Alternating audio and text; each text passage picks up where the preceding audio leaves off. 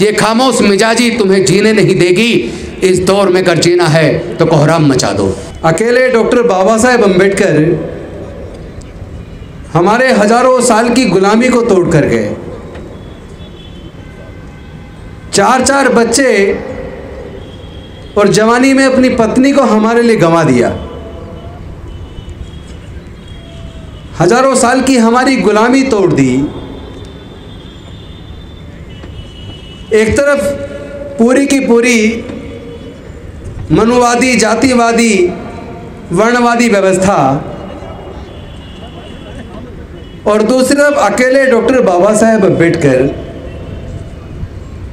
उसके बावजूद उन्होंने अपनी बुद्धि और विवेक से, अपनी काबिलियत से इस लड़ाई को इतने बेहतरीन तरीके से लड़ा कि वो हमारे संसद में और विधानसभाओं में, नगर पालिका में, नगर निगम में, पंचायतों में जाने का रास्ता खोल गए, सरकारी नौकरियों में जाने में रास्ता खोल गए, एजुकेशनल इंस्टीट्यूशंस में जाने का रास्ता खोल गए, संपत्ति और व्यापार के रास्ते खोल गए। लेकिन दुख ये है, जो वो अकेले लड़कर देकर गए, उसमें से 70% 300 से ज़्यादा बहुजन समाज के सांसद होने के बावजूद और हजारों से ज़्यादा बहुजन समाज के विधायक होने के बावजूद, 3 समाज के राष्ट्रपति मिलने के बावजूद, एक सर्वोच्च न्यायालय के मुख्य न्यायाधीश मिलने के बावजूद, कम से कम 5 सर्वोच्च न्यायालय के न्यायाधीश मिलने के बावजूद, अनेकों कलेक्टर, डॉक्टर, इंजीनियर, जज, प्रोफेसर, साइंटिस्ट बनाने के बावजूद, जो अकेले डॉक्टर बाबा साहेब अम्बेडकर देकर गए, हम सारे मिलकर जो उन्होंने दिया उसको भी सुरक्षित नहीं रख पाए। 70% ऑलरेडी छिन गया है। और जिस तरह का आचरण हम लोग कर रहे हैं, आने वाले 15 सालों में ये जो 30% बचा है, ये भी छिनने वाला है। 125 साल पहले जब डॉक्टर बाबा साहेब अम्बेडकर जी ने स्कूल में एडमिशन लिया, तब भी वो घड़ा नहीं छू सकते थे। और 125 साल बाद भी आज भी घड़ा छू लेने पर एक छोटे से बालक इंद्र मेघवाल की हत्या हो गई, मूंछ रखने पर हत्या हो रही है, मंदिर प्रवेश पर मूर्ति छू लेने पर हत्या हो रही है, घोड़ी पर बारात निकालने पर हमले हो रहे हैं। एजुकेशन जो बाबा साहेब ने दी, उसको साजिश के तहत छीन लिया है। आप माने या ना माने, एजुकेशन इतना महंगा कर दिया कि हमारे 99.5% लोग आज हायर एजुकेशन का खर्चा उठाने में सक्षम नहीं है। एजुकेशन आपकी गई, रिजर्वेशन आपका गया, सब कुछ प्राइवेटाइज कर दिया। और लंबे समय से हमारे लोग जातिगत जनगणना कराने के लिए आंदोलन कर रहे हैं। अरे लानत है उस समाज पर तो नहीं, लेकिन उस समाज के नेताओं पर जो 300 से ज़्यादा संसद में होने के बावजूद, 543 में से 300 से ज़्यादा बहुजन समाज के लोकसभा में सांसद होने के बावजूद अगर जातिगत जनगणना नहीं करा पा रहे, भाई डूब मरो, इस्तीफा दे दो। तुम्हारे बस की बात नहीं है। तुम लोग इस लायक नहीं हो जिनको संसद में जाना चाहिए था। तुम कायर लोगों की जमात बनकर रह गए हो। मुझे लगता है अपनी स्ट्रेटेजी चेंज करनी होगी। सर्वोच्च न्यायालय का न्यायाधीश बनने के बावजूद, MP, MLA, मंत्री बनने के बावजूद, बाबा साहेब के दिए हुए सारे हक अधिकार हमारे हाथ से छीनते जा रहे हैं। हम उसको बचा नहीं पा रहे। और जितने भी हम आजकल सभाएं कर रहे हैं, देख रहे हैं, रामलीला मैदान बुक करते हैं, लेकिन हमारे लोग जितनी संख्या में अब से 20 साल पहले, बल्कि याद करो हमारे सीरियस नेता, सीनियर लोग बैठे हैं, कभी वोट क्लब पे रैलियां हुआ करती थी, रामलीला मैदान में कम हुआ करती थी। और वोट क्लब पे कई लाख लोग आते थे। इस रामलीला मैदान के अंदर भी इतनी बड़ी बड़ी रैलियां हुई हैं कि पूरा रामलीला मैदान और आसपास के सारे रोड, राजघाट तक पूरे जाम हुआ करते थे। घर में बैठ के लड़ाई लड़ना चाहते हैं। सोचते हैं कि घर में बैठ के ही काम चल जाएगा।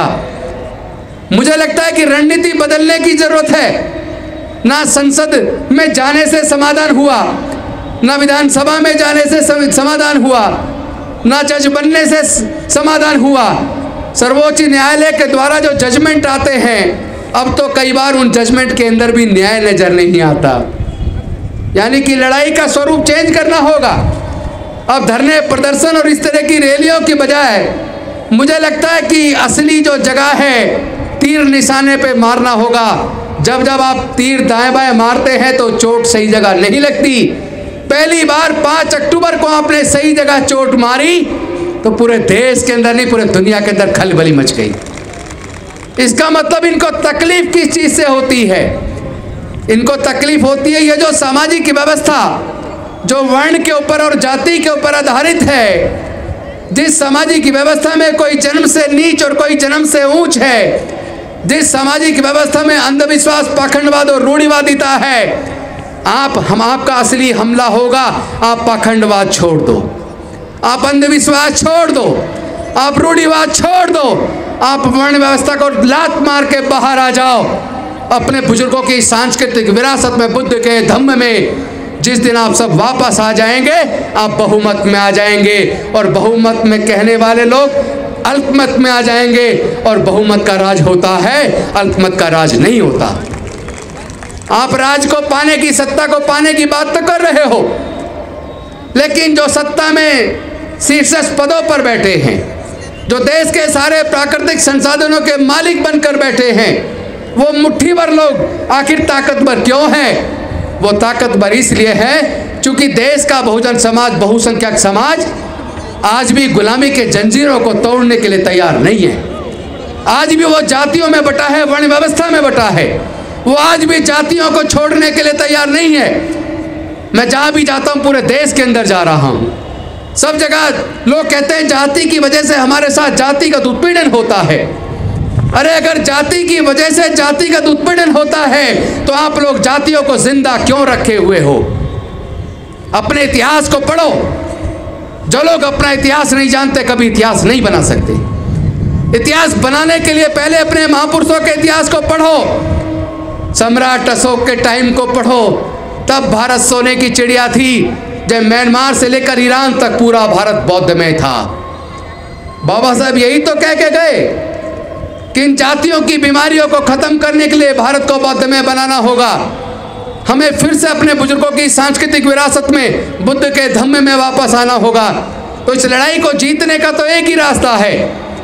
आप जितने मर्जी धरने प्रदर्शन कर लो, जितनी मर्जी संख्या जुटा लो, अगर धरने प्रदर्शन से काम चला होता तो जो बाबा साहेब ने दिया उसमें से 70% छीना होता। अगर धरने प्रदर्शन से काम चला होता, अगर 300 सांसद संसद में भेजने से काम चला होता, तो जातिगत जनगणना करवाने के लिए इतने सारे आंदोलन ना करने होते। हमारे आयोजक साथी लगातार पिछले 3 सालों से जातिगत जनगणना कराने के लिए अनेकों धरने प्रदर्शन और कितने ही प्रोग्राम अंबेडकर भवन पर, कॉन्स्टिट्यूशन क्लब में और आज यहाँ रामलीला मैदान में कर रहे हैं।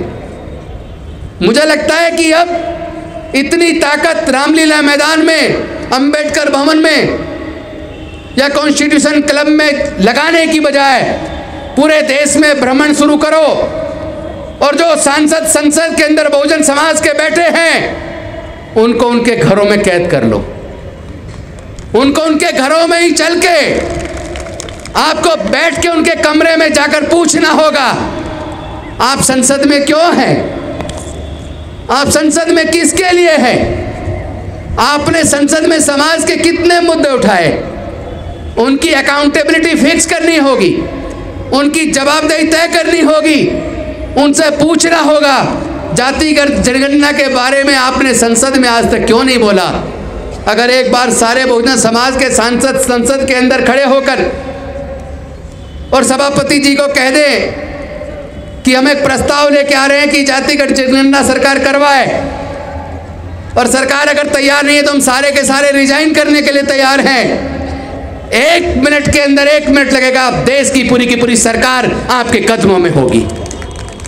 लेकिन कायर लोग कुर्सी को बड़ा समझते हैं, महान लोग अपनी महानता से कुर्सियों को अपने पीछे लाइन में लगा देते हैं। आप लोग अपना कद इतना बड़ा करो कि कुर्सी आपके पीछे हो। वैसे भी कुर्सी बड़ी बनती है बड़े विचार वाले व्यक्तियों से, और कुर्सी बड़े से बड़ी छोटी हो जाती है जो व्यक्ति मानसिक रूप से गुलाम है, जिसके विचार बेहद कमजोर हैं, जो अपने समाज के हक अधिकार की लड़ाई को न लड़ सके। वो देश का कितनी भी बड़ी कुर्सी पे पहुंच जाए, वो कुर्सी भी छोटी हो जाती है। लेकिन छोटी कुर्सी पे बैठने वाला व्यक्ति भी जब अपनी जान अपने समाज के लिए कुर्बान करने के लिए तैयार हो जाए, तो छोटी से छोटी कुर्सी भी बड़ी हो जाती है। मैं समझता हूँ समय आ गया है अपनी स्ट्रेटेजी मैं आयोजकों के साथ घर पे बैठ के बंद कमरे में करूँगा, क्योंकि स्ट्रेटेजी बनाने की चर्चा कभी मंच पे खुले मैदान में नहीं हुआ करती। वो लोग अपनी स्ट्रेटेजी कभी खुले मैदान पर चर्चा नहीं करते। हम लोग को भी चाहिए जो बुद्धिवादी लोग हैं, सोच विचार करके बंद कमरे में विचार करें और योजना बनाकर पूरी स्ट्रेटेजी तैयार करके गांव-गांव में चलने का फैसला करें। हमें गांव-गांव में कॉलोनियों में जाकर अपने लोगों को तैयार करना होगा, क्योंकि हम इतने सभा करते रहे, इतना पैसा इसमें लगाते, इसमें पैसा ज़्यादा लगता है, रिजल्ट कम आता है। लेकिन गांव-गांव में जाने में अगर आपने किराए में पैसा खर्च कर दिया, याद रखिए 1-2 साल के अंदर रिजल्ट इतना होगा, 2024 के अंदर आपका डंका बच जाएगा। अपनी ताकत को पहचानो। आप लोग अपनी ताकत नहीं पहचान रहे। आपके पास सीमित पैसा, सीमित संसाधन है। इन संसाधनों का इस्तेमाल सही सोच के साथ, विचार के साथ इस्तेमाल करेंगे तो मैं जानता हूँ जीत हमारी होनी तय है। क्योंकि हम लोग निर्माण का काम भी देश में हम करते हैं, उत्पादन का काम भी हम ही लोग करते हैं। और वो लोग जो अपने आप को मजबूत समझते हैं, हमारे पास स्ट्रेटेजी है, उनको बहुत जल्दी हम बौना साबित कर देंगे। लेकिन आप कम से कम मंच पे बैठे लोग ही तैयार हो जाए। एक दिन बैठ लो, 1-2 रात साथ बैठ के चर्चा करते हैं, चिंतन करते हैं, विचार करके एक रणनीति तैयार करते हैं और देश के कोने कोने में, गांव-गांव में जाकर अपने लोगों को तैयार करने का काम शुरू करेंगे। हमें कैडर तैयार करना पड़ेगा। बिना कैडर के कैडराइज लोगों की भीड़ से रिजल्ट आने वाला नहीं है। लेकिन कैडर वाले लोग अगर आपने केवल हजारों लोग भी तैयार कर दिए तो पूरे देश का इतिहास बदल देंगे, पूरे देश का इतिहास लिखने का काम करेंगे। इन्हीं शब्दों के साथ, चूंकि बाकी बातें मैं मंच से करने की बजाय जब आप लोग कहीं बंद कमरे में बैठेंगे तब रणनीतिक चर्चा आपसे करेंगे। मैं अपनी बात को यहीं पर विराम देता हूँ। बहुत बहुत धन्यवाद। नमो बुद्धाय। जय भीम, जय भारत।